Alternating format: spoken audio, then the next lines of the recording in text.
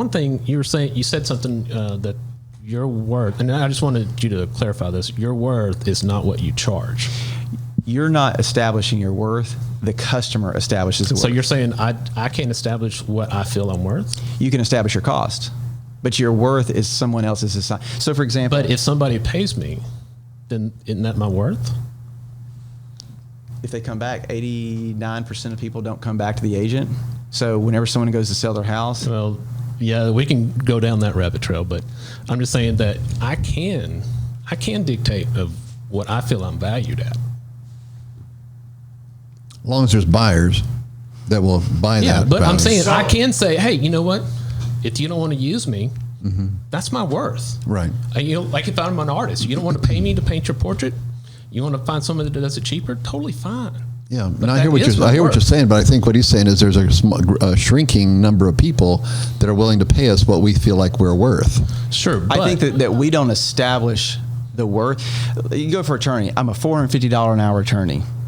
You can keep saying that until the market rejects you. So you can have a one-off case scenario, like I think about a videographer that we used to have at our company, and he got someone one time to pay him $100 an hour. He comes to me, I'm worth $100 an hour. Because someone else said that you're $100, I'm not paying that. And he has struggled and floundered because he has not been able to replicate that worth. I guess what I'm seeing is that I think there's place for both. And I don't think this should be my way's better than yours. But there's definitely a place for both ideas and philosophies here. And when it comes down to it, yeah, I mean, I can still find people that pay me what I'm worth. You can still find people that say, I'm just going to pay a flat fee. Who determines the value? So for example, if you go to listing, do you have to know what the value of the house is? Value is an agreement.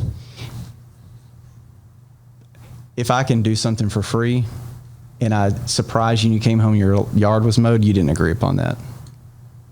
I delivered value without an agreement.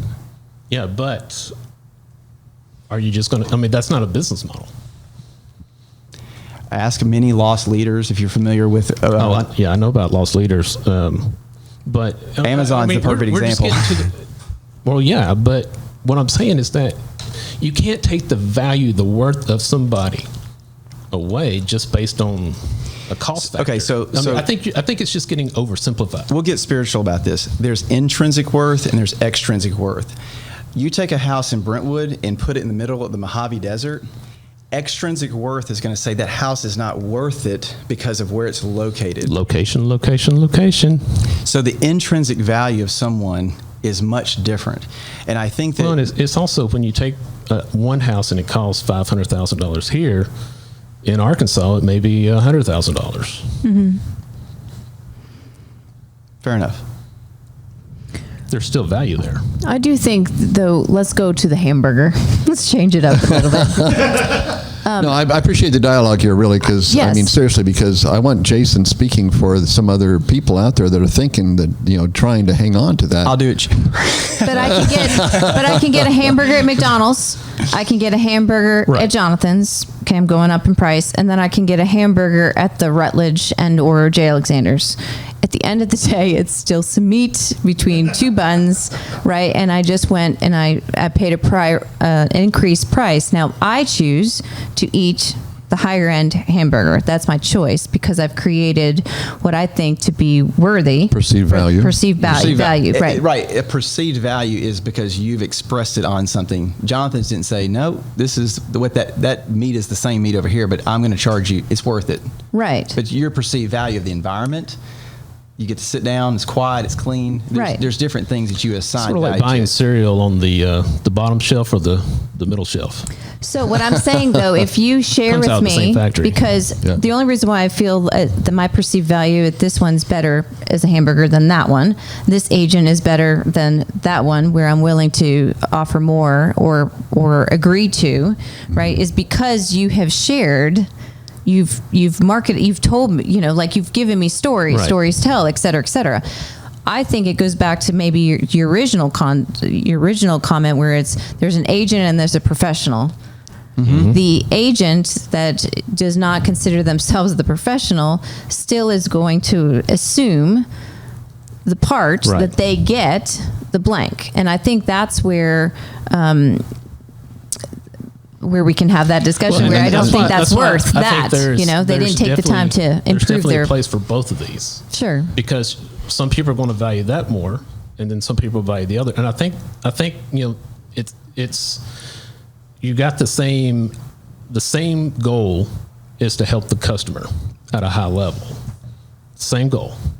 Okay, it's just some customers will prefer one over the other. I think there's definitely room for both. But I think also, though, Jason, you know that I hear what you're saying, but I think part of it is the assumption somebody walks in the business and all of a sudden they're worth what you and I are worth. That's not true. No, and I think we're all agreeing to that. Right, but they're getting what we should, but they shouldn't. That's where the breakdown. That's where the disconnect. And that's why we go back to where I think it definitely needs to be a higher bar. Yeah, there was absolutely. a very significant point to where in my career, there was a couple that moved to town. They bought a house. They lived there for 2 years. They didn't know a soul. And when they went to sell, we called them and said, "Hey, we got somebody who want to buy your house." They said, "We're going to use this agent that plays, their kids play with our kids, and she just got a license." Right.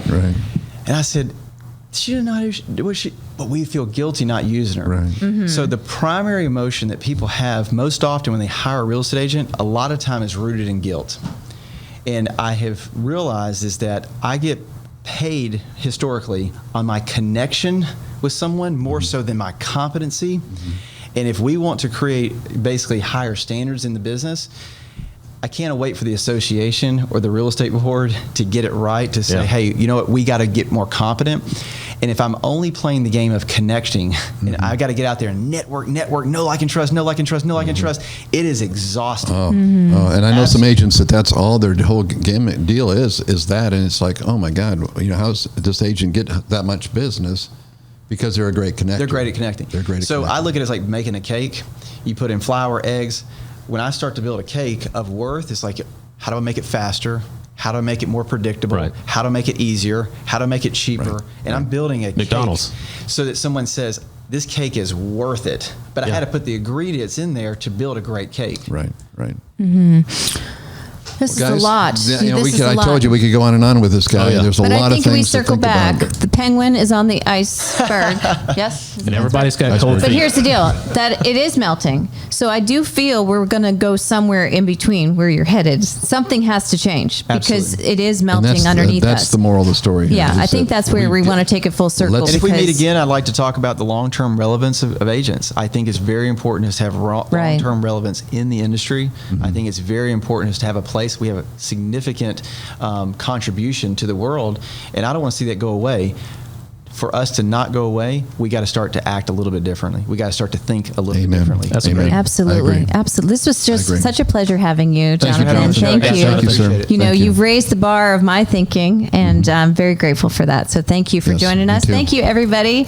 We'll see you next week. You've been listening to The Talk of Music City Real Estate.